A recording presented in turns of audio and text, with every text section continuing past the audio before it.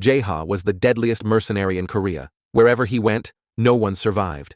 His fiancée, Rania, was the only softness in his brutal life.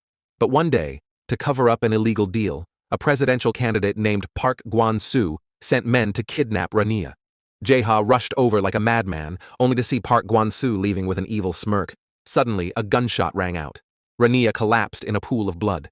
Jae-ha stood there, helpless, until a sudden punch knocked him out. When he woke up, he inexplicably had a gun in his hand.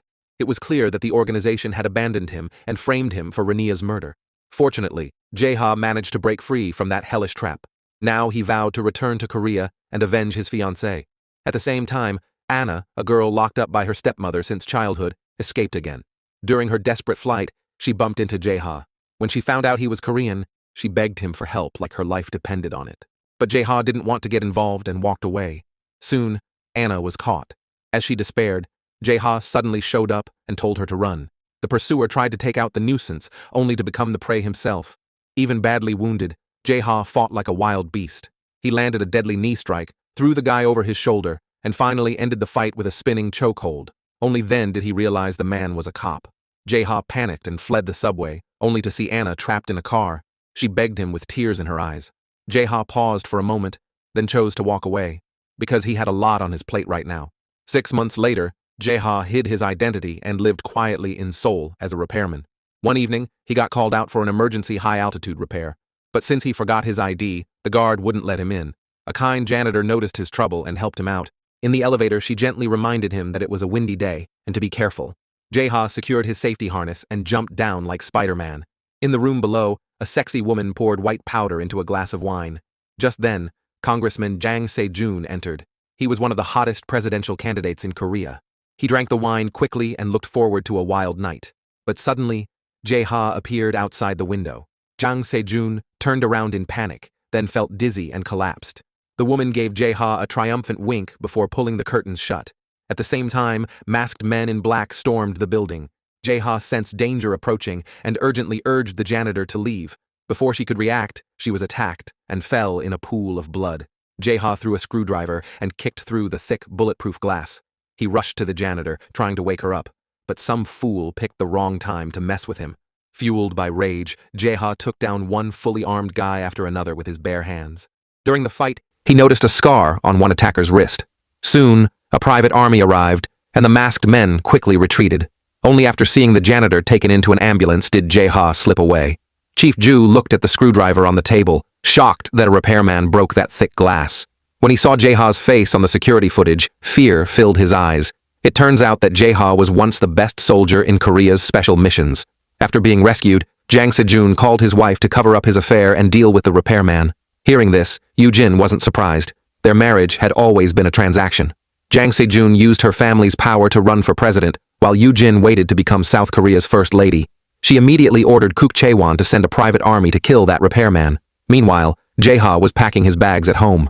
Suddenly, he heard a noise outside and became alert right away. From above, he saw enemies surrounding his place. However, Chief Ju requested to cancel the mission, otherwise all those men might die. But Kook Chae-won didn't take it seriously, unaware his elite team was being crushed by a repairman. Thankfully, Jae-ha didn't go for the kill. Within moments, everyone was on the ground unconscious. By the time Chief Ju arrived, Jae-ha was gone, but he sighed in relief. No one died. To stay safe, Jae-ha went to a quiet rural area. On the way, he helped an old man fix his broken car. That small kindness earned him a temporary place to stay. Meanwhile, Yoo-jin was furious at Kook Chae-won for failing his mission. Chief Ju explained that Jae-ha used to be his best special forces soldier, but was wrongfully discharged. Now, Jae-ha worked for Blackstone, a global booming war agency. Chief Ju said it was impossible for their private army to capture him, but Yoo-jin didn't care. She was determined to kill Jae-ha.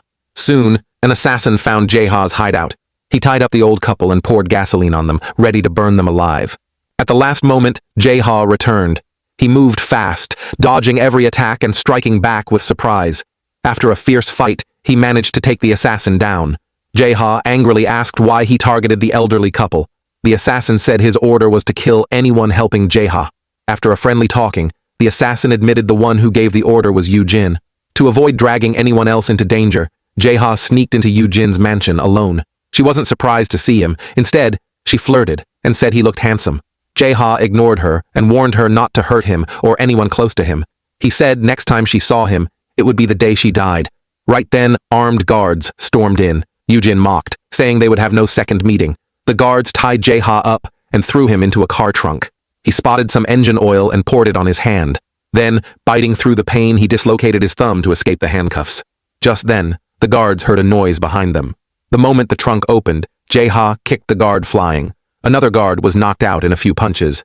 Jae-ha grabbed a gun and broke back into the mansion. This time, Yoojin didn't look arrogant. Only now did she realize she had truly underestimated Jae-ha. Suddenly, an unexpected girl appeared. It was Anna, the illegitimate daughter of Jang Sejun. After her mother's suicide, Yoojin secretly locked her up in Spain for 15 years. She was only recently brought back to Korea. Burning with hatred, Anna screamed at Jae-ha to pull the trigger. Just then, guards rushed in again. Jae-ha grabbed Yoojin as a hostage and demanded a car. He then pulled out a hidden phone from a flower pot. He said, recorded everything Yoojin said and everything that was happened. If anything happened to him, the video would be released. With that, he destroyed the phone in front of her. Yoojin panicked and obeyed his every command. But on the way, the car suddenly sped up. Jae-ha sensed something was wrong and warned her not to play tricks. She looked panicked, saying the car was out of control and even the brakes weren't working. Looking at the motorcycle outside, Jae-ha realized someone was hacking the car. He tried to shoot, but the windows couldn't open. To make matters worse, they were bulletproof. In the critical moment, Jae-ha urged Yoojin to make a sharp left and quickly swapped seats with her. He slammed on the gas, trying to speed away from the motorcycle. Once the signal was lost, Yoojin hit a button to open the window. The car spun 360 degrees, and Jae-ha opened fire on the motorcycle. Seeing this, Chief Ju immediately ordered the guards to deal with the motorcycle first. But it was already too late. The car sped into a construction zone. After finishing the mission, the bikers tried to leave but got hit by the speeding car. At the same time, Jae-ha tried to regain control of the runaway car, but it flipped over. Both of them were badly hurt and couldn't move. Luckily, some workers nearby pulled Jae-ha out, but when the car caught fire, they ran away in fear. Jae-ha ignored the danger and kept pulling on the door, trying to save Yoojin. Just as the guards thought it was too late, Jae-ha came out of the flames holding Yoojin in his arms. Right then, the car exploded. He covered her with his body, blocking the flying debris. At that moment, Yoojin fell for the man who saved her life. She ordered her secretary to take Jae-ha to the hospital and save him no matter what. Soon, the news of Chaebol Queen being in danger made headlines.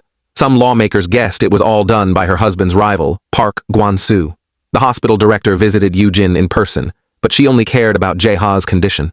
She didn't relax until she knew he was safe. Later, she loosened her husband's collar and messed up his hair. Jang Se-jun then appeared in front of the media looking tired and broken. He cried and blamed himself for his wife's injuries. He announced he was quitting the presidential race, saying he would spend the rest of his life protecting the weak. The speech caused a huge stir. Instead of doubting him, the public supported him even more. Meanwhile, Chief Ju visited Jae-ha. After a short chat, he invited him to join the private army and gave him a new identity. But Jae-ha no longer wanted to serve any organization, because he had already been abandoned twice before. Now, he only wanted to find the man who killed his fiancée. By chance, he ran into Park Gwon-soo in the elevator.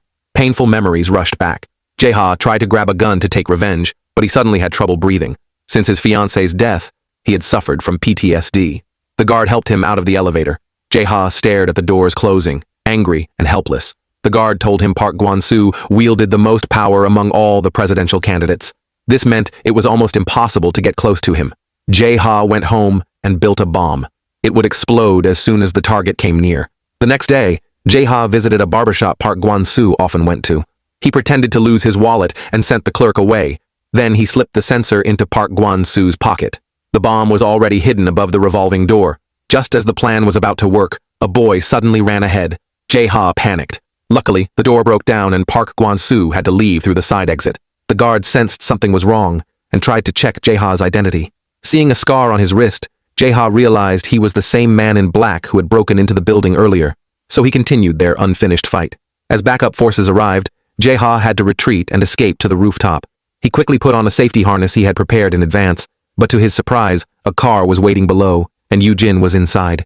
She told him his identity had been exposed, and that taking revenge would only get harder. Then she invited him to work with her to take down Park Gwon-soo.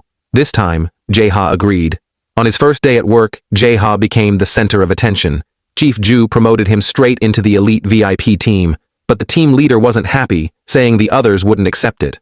Jae-ha didn't bother to argue. In the bathhouse, the team decided to teach the new guy a lesson, but they had no idea they were messing with the wrong person. Jae-ha toyed with them at first, then took them down one by one. He proved his strength with his fists. Soon after, the team leader gave everyone new tasks. Jae-ha's first mission was to protect Yoo-jin's stepdaughter, Anna. Chief Ju told him that before the presidential election, Anna must remain hidden from the world no matter what. Jae-ha followed orders and kept an eye on everything happening in the villa. Late at night, Anna walked out of her room. Jae-ha became alert and watched her closely.